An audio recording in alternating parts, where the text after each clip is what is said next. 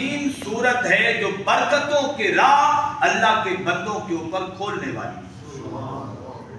ہم جیسے قرآن کو کھولتے ہیں، اس کی جلد میں سے اس کو نکالتے ہیں اور اس کا پیج الٹاتے ہیں، تو سب سے پہلے جس کے اوپر ہماری نگاہ جاتی ہے وہ فاتحہ ہے، اور فاتحہ پڑھنے سے اور فاتحہ آغاز کرنے سے آگے پھر بندہ مومن پہ ساری برکات کے راستے کھلتے جاتے ہیں۔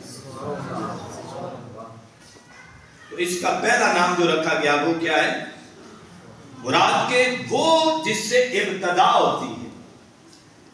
تو یہ کتاب کی کیا ہے؟ ابتدا ہے۔ حضرت عبادہ بن صامت رضی اللہ تعالیٰ عنہ اس حوالہ سے فرماتے ہیں کہ جس شخص نے فاتحۃ الکتاب نہیں پڑھا، میرے آقا نے فرمایا، سرکار نے فرمایا کہ جس نے سورہ فاتحہ شریف کو نہیں پڑھا، تو اس کے حوالہ سے حضور صلی اللہ علیہ وسلم نے فرمایا ہے کہ اس کی نماز ہی نہیں ہوتی ہے، اس کی نماز نہیں ہوتی ہے۔ تو یہ ہماری اصل عبادت نماز، اس کی بنیاد ہے۔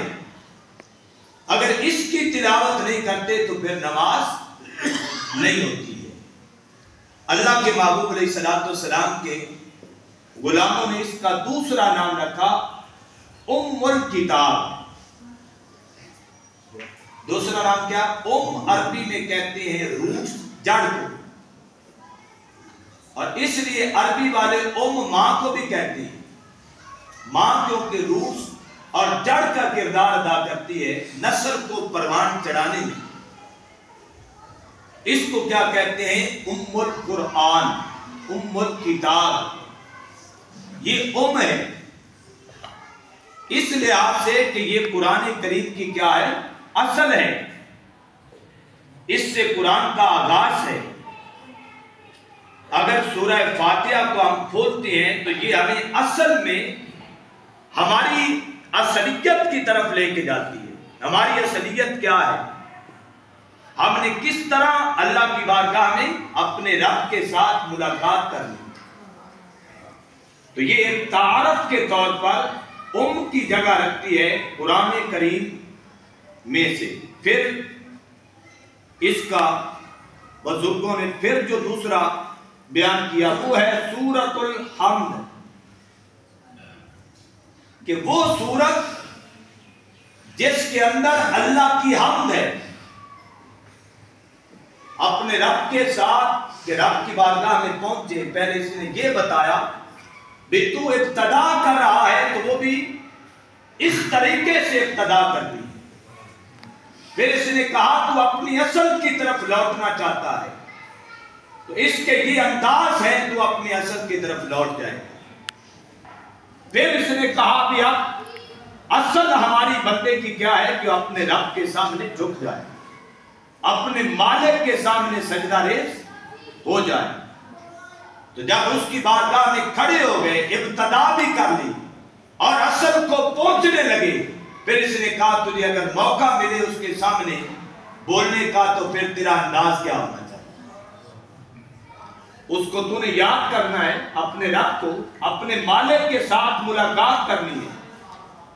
اکثر یہ ہوتا ہے کسی بڑے کے سامنے جا کے کھڑے ہو تو پتہ نہیں چلتا بھی بات شروع کہاں سے کرنی ہے۔ ہم نے اس کی بارگاہ میں سوال کیا رکھنا ہے، اس سے مانگنا کیا ہے، التجا کیا کرنی ہے۔ تو سورۃ الحمد مطلب یہ ہے ہمیں یہ اپنے رب کے ساتھ کلام کرنے کا طریق سکھاتی ہے۔ یہ اپنے رب کو اس طرح بلا، اس کی بارگاہ میں اپنی بولی اس طرح لگا۔ تو یہ سورۃ الحمد ہے کہ جس کے ذریعے سے اللہ کی تعریف اور توصیف کا طریقہ آ جاتا ہے۔ آج بڑی بولیاں ہیں، بڑے انداز ہیں، لیکن اللہ نے سورہ فاتحہ قرآن کے شروع میں رکھ کر بندے کو کلام کرنے کا طریقہ سکھایا ہے۔ کہ تو آیا ہے نماز میں اپنے رب سے ملاقات کرنے جا رہا ہے، اور یہ بہترین ملاقات ہے۔ الصلاۃ معراج المؤمنین، یہ مومن کی اللہ سے ملاقات ہے۔